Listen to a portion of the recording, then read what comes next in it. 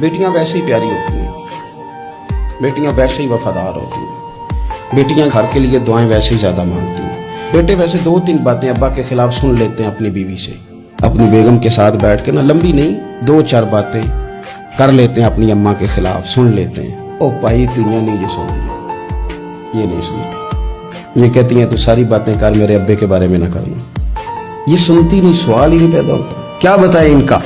ये कहते हैं सारी बातें कर, मेरे भाई के बारे में बात है। ये बेटी है ना, इसका एक निजाम है, आप गौर करें ना, ये बेटियां शहजादियां, इनका रंग ढंग रसूल पाक सल्लल्लाहु अलैहि वसल्लम ने ना खास प्यार किया शहजादी के साथ। एक तो वो जो बेटियां दफन कर आते थे उनको बताया कि बेटी का रंग क्या होता है, अंदाज क्या होता है, और एक हमें बताया। मैं किस तरह ये बात करूं कि खरबों अरबों करोड़ों लाखों रखने वाला बाप भी बेटी को हिस्सा नहीं देता।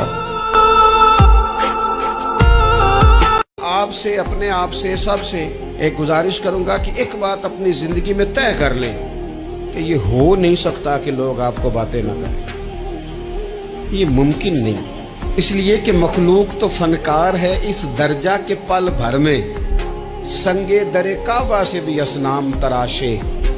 तुम कौन हो, क्या चीज है दागे कबाबी, लोगों ने तो मरियम पे भी इल्जाम तराशे।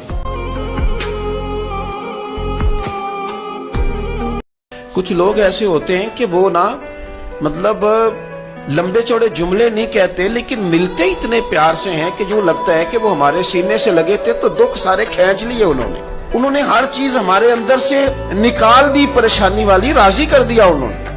रोटी इतनी शानदार नहीं खिलाई, लेकिन मिले इतने प्यार से, गुफ्तगू इतनी सोहनी, लबो लहजा इतना हसीन था कि तेरियां देख के अदामत मैं मुरीद ही हो गई।